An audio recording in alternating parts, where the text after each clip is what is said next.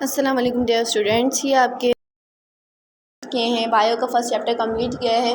Class 9 का introduction of biology, उसका आज हमारे टेस्ट था और टेस्ट की जो की थी, टेस्ट का जो लिंक था वो मैंने डिस्क्रिप्शन बॉक्स में डिस्क्रिप्शन बॉक्स में भी दे दिया है, इस बार टेस्ट के डिस्क्रिप्शन बॉक्स में भी दे दिया है और बाकी व्हाट्सएप ग्रुप के अंदर भी मैंने टेस्ट लिंक सेंड कर दिया था।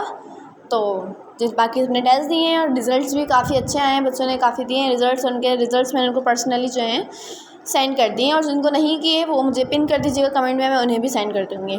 और उसके बाद ये हमारा टेस्ट था जिसको आपने अपना नाम लिख के इसको पिन किया आपने, और उसके बाद इसमें मैंने आपको 15 क्वेश्चंस दिए थे और काफ़ी बच्चों ने अच्छा रिज़ल्ट दिया है। 10 आउट ऑफ किसी के 11 भी आए, 15 आउट ऑफ किसी के कम भी आए, लेकिन खैर कोई नहीं, फर्स्ट चैप्टर हो जाएगा आगे।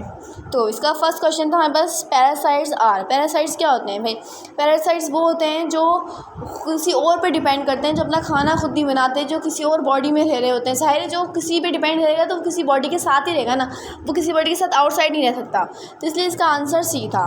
उसके बाद है palaeontology is a study of. Palaeontology तो सिंपल हमने डिफाइंस थी जो आपको याद होनी चाहिए, हिस्टोलॉजी की, पैलेंटोलॉजी की, इकोलॉजी की, माइक्रोलॉजी की, इसमें से ये डिफाइंस है। इसमें पैलेंटोलॉजी स्टडी ऑफ फोसिल्स को कहते हैं। उसके बाद है protoplasm is the part of. मैंने आपको सेल पढ़ाया था, मैंने कहा था सेल होता है, सेल के बीच में, सेल के सेंटर के अंदर न्यूक्लियस होता है और बाकी जो मटेरियल होता है, liquid material, jelly like material होता है, उससे हम साइटोप्लाज्म कहते हैं, ठीक है। लेकिन आपको ये होना चाहिए साइटोप्लाज्म का दूसरा नाम प्रोटोप्लाज्म भी है, साइटोप्लाज्म का दूसरा नाम प्रोटोप्लाज्म भी है। तो ये साइटोप्लाज्म और प्रोटोप्लाज्म ये एक ही बात ही, तो ये सेल का पार्ट है, ठीक है। उसके बाद है वॉलिक्स इज एग्जाम्पल ऑफ। वॉलिक्स तो मैंने आपको एक्सप्लेन किया था, ये हमारा लास्ट जो है टॉपिक था।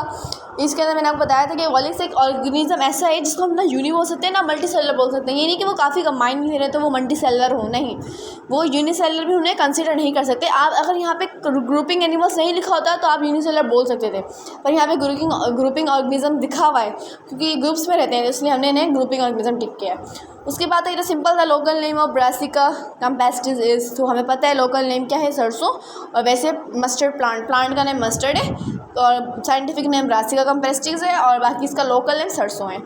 उसके बाद है ovaries. Oviduct is a part of, yes, किस सिस्टम का पार्ट है? रिप्रोडक्टिव सिस्टम का पार्ट है। नर्वस सिस्टम के पार्ट हमारे पास नर्व्स होती हैं, ब्रेन होती है। डाइजेस्टिव सिस्टम का पार्ट हमारे पास इंटेस्टाइन्स होती हैं, स्टमक होता है, ठीक है। 7 हमारे पास है बायोज मीन्स। ये तो बहुत सिंपल था, बायो की मीन्स लाइफ होती है, bio means life and logos means study.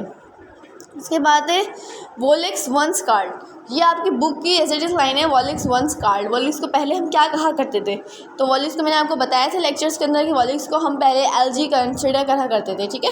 उसके बाद है histology is the study of. तो हिस्टोलॉजी किसकी स्टडी है? हिस्टोलॉजी जो है टिश्यू की स्टडी है, ठीक है। टिश्यू की स्टडी को हिस्टोलॉजी कहते हैं। Increase quantity and quality fish production. ये तो आपको फ़िश के नाम से पता चल गया होगा कि हम इसे फिशराइसिस कहते हैं, कि हम उसके अंदर फ़िशेस के बारे में, उनकी क्वालिटी के बारे में डिस्कस कर रहे होते हैं, उन पर काम कर रहे होते हैं। ये आपकी बुक के MCQs था, ठीक है। Scientific name of frog is. ये तो बहुत सिंपल था, scientific name of frog is Rana tigrina, ठीक है।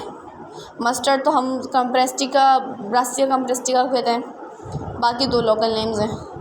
Botany evolve from a Greek language. हाँ, बॉटनी कहाँ से इवॉल्व हुआ है? कौन सा नेम जो है कौन सी लैंग्वेज से इन्वॉल्व हुआ है? तो ये हुआ है ब्यूटेन से, ठीक है। इसमें ना आपको कंफ्यूज करने के लिए इसके अंदर ब्यूटीन भी डाला हुआ है, लेकिन इसका करेक्ट आंसर है ब्यूटेन, ठीक है, ANE, ब्यूटेन। उसके बाद dash is a branch of. ये थोड़ा MCQ में इसमें मिस्टेक हुई है कि क्या ब्रांच है, इसमें लिखा हुआ नहीं है किस चीज़ की branch. Dash is a branch of, आगे साइंस वगैरह मतलब कुछ भी नहीं लिखा हुआ, लेकिन इसके आंसर जो है D है, बायोमेट्री और बायोमेट्रिक्स और biography. All of these answer होना चाहिए था, ये MCQ में मिस्टेक हुई है, ठीक है। चलें, 1-2 तो होती है। और उसके बाद है 14, bio is a dash word. तो ये मैंने आपको फर्स्ट MCQ से यही बताया था कि ये फर्स्ट MCQ से ये क्वेश्चन आपके लाजमी आएगा फर्स्ट चैप्टर से रिलेटेड, ठीक है। Bio is a Greek word, ठीक है। और उसके बाद देखिए आपको कंफ्यूज करने के लिए इन्हें साइंटिफिक वर्ड भी डाला हुआ है, लेकिन नहीं, ये है ग्रीक वर्ड।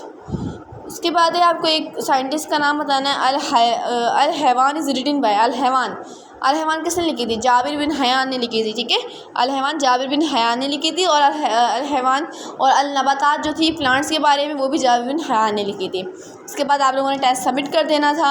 सबमिट करने के बाद आप लोगों को टेस्ट के मुताबिक मैंने आपको मतलब टेस्ट इस तरीके से बनाया था कि आप लोगों को आपकी कीज़ दिख जाएंगे, क्या चीज़ गलत है क्या चीज़ सही है, आप लोगों को खुद पता चल जाए अपनी गलतियों को, क्योंकि जब तक आपको गलती पता नहीं चलती तो फ़ायदा नहीं है कि मतलब आपको पता चले कि आपके नंबर किस चीज़ में गलत आए, आप उसे दोबारा इम्प्रूव कर सकें। तो इसी तरीके के मैं आपसे इसे पूरे सीरीज़ में टेस्ट लिया करूँगी, हर चैप्टर के, चैप्टर 1, 2, 3 एंड सो ऑन। आपको इस तरीके से टेस्ट देने होंगे। ये तो MCQs चैप्टर 1 था, तो MCQs कम है, किसी में आपको 20 मिलेंगे, किसी में 30, किसी में 50, वो चैप्टर के लिहाज से होंगे। बाकी चैप्टर 1 कंप्लीट हो गया और चैप्टर 1 के नोट्स इंशाल्लाह मैं आपको ग्रुप में सेंड कर दूँगी। जब देखें कल या आज के अंदर मैं आपको ये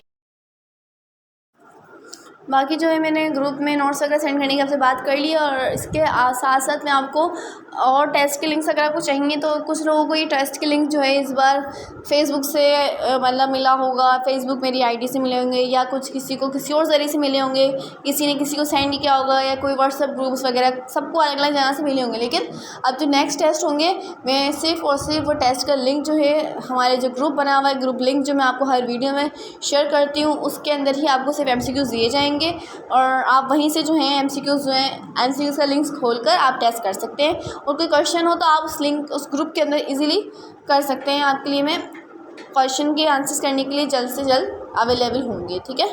और बाकी आप लोग से वो है कि आप लोग अच्छी तरीके से टेस्ट की तैयारी करें, जो मिस्टेक्स आएँ उन पे फोकस रखें और मेरे लेक्चर्स को फॉलो करते रहें। चैप्टर 2 के लेक्चर्स आपको आगे मैं प्रोवाइड करूँगी। अल्लाह हाफ़िज़, टेक केयर।